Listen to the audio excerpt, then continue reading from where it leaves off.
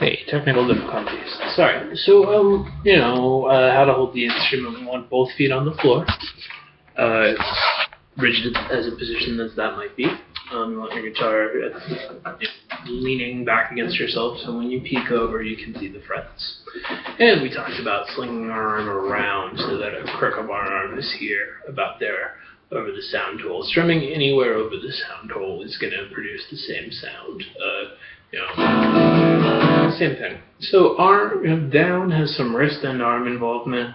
Up has less wrist involvement. So just try to hit all 6 strings. Just go like, and one motion. Drum not hard, but that doesn't mean you have to hit it really hard. So just try doing that a bit, and then try down, up, or just up. Okay, pause and do that. Great. So let's grab that first A chord in the song, which is like 3 fingers straight across like that. We're going to just hit all 6 strings and forego certain little nuances. So our song goes, first of all, it's a capo first fret song, so theoretically you're going to buy a capo, strap it on there, but I think that's better you just play it in first position. So you'll be doing what his hands are, it just won't be in the right key. So the strumming pattern we're playing in this song is down, down, up, down, down, up, 1, 2, and 3, 4, and so that goes like. So I'd like you to do 1 good one and to stop, 1 good one, stop until it gets relatively easy. Then 2 good ones, stop, 2 good ones, stop, and I mean just less unnatural, like something that you think you're gonna get the majority of the time. And then try looping it, like the way the song starts is all like boom, boom, boom. Here's more of a practice tempo for you.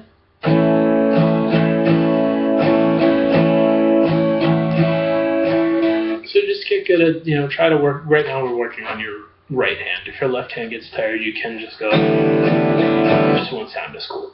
Anyway, great. So in our song, we've got A and then D. So right now you're going to do the really difficult task, the hard part, of switching between those 2 chord shapes. How to hold the pick. Sorry, the key part is like about this much sticking out, and at right angles, holding between your first 2 fingers with the other finger supporting if you want to. So right now you're good at enough where you can go. So now it's time to have an excruciating however minutes of changing between A and D. You can look at the page for the tablature. Also, while we're at it, here's what your brain's going to be thinking more is, I'm going to take my ring finger off, I'm going to spread my fingers out and move them down. So, it was like no ring finger, replace my ring finger, but it's down 1 string. And then your ring finger is 3rd fret, 2nd string. You'll remember that shape, probably. And, just as long as you're not literally on the fret, the same sound's going to come out. We're making it like the string's this long when we push down there, which is what makes it higher. So, yeah, coming straight in at the strings, no fingernail. So, right now, with single strums, you're just left hand, consciously focused on what you're doing, that first chord change. Try to notice things like, okay, there my finger ended up 1 string too low. I'm going to do anything but that this next time. This should be the pain in the balls part. Cool. So now we're going to pretend that the song ends at the first strum of D. So we'll be like, still a little slower than our full tempo. Just going to there. So this includes this concept of the open strum. If I zoomed in on the last down, down, up, the very last strum before I switch any chord is going to be open strings. Sounds like. Which, if you're playing really slow, it can seem like it's. But yeah, totally. Like.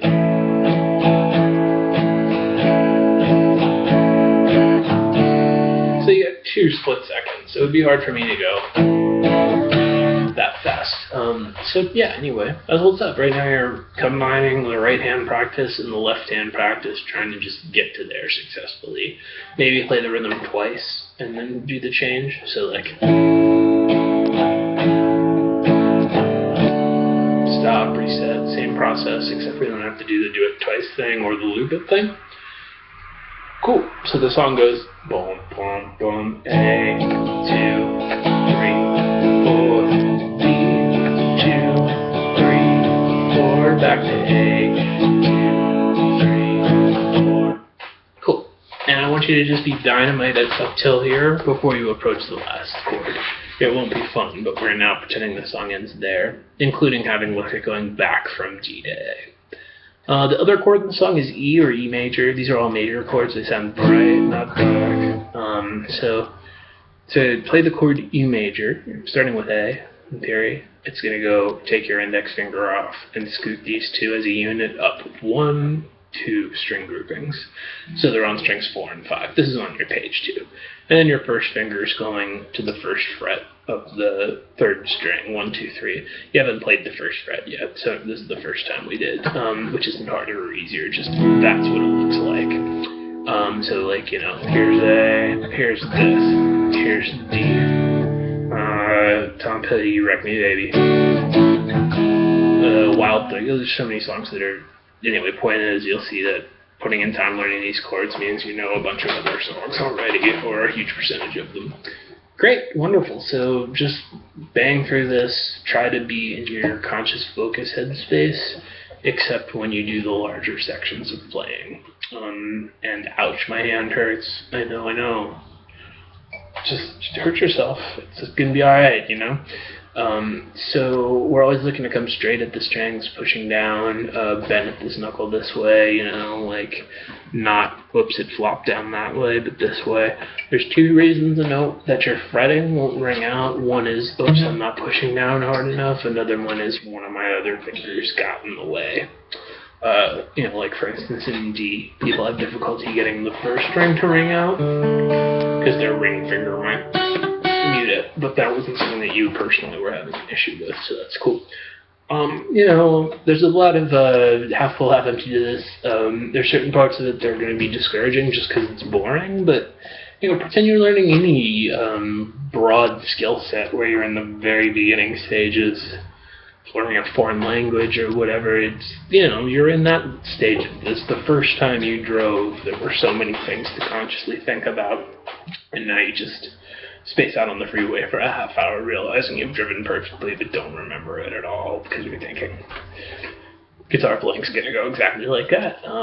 And just hang in there and bowl, you know, maybe you're gonna be a natural at this and just kill it. You seem to have a sense of rhythm. You were able to like duplicate rhythms I played to you, and that's the part I can't teach you. So go team.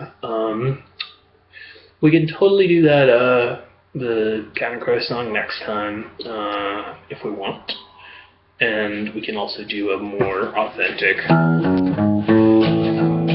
But first we want to just be the rhythm guitarist in the band. So, I'm going to throw my capo on, or no, you know what I mean. You know how it goes. Cool, so it's like dum dum dum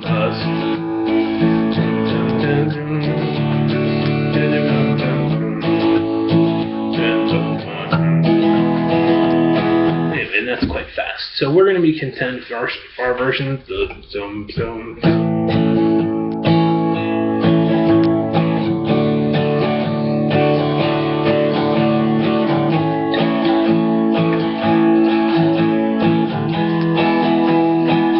Sits on E, and then the verses I keep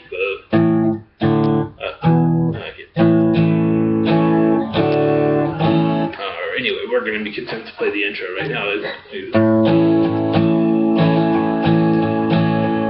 I get my hands out for time because I walk the lines, that's us, you know. I keep my mind. So the verse starts with E. If you get to hear, cool. If you don't, it's fine. Verse.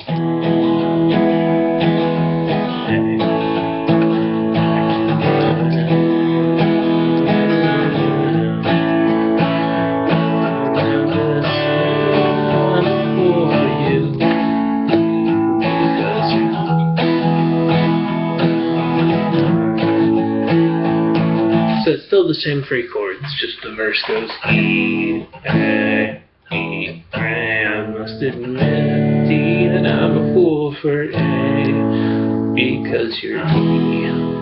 I'll walk the A, But we're totally psyched if you get good at the intro section. Like, that's just, it turns out that playing the verse is very derivative of the intro. People tend to write songs like that unless it's like Bohemian Rhapsody or Paranoid Android or something where things are very similar and shape oriented. So don't look at the page, little sections.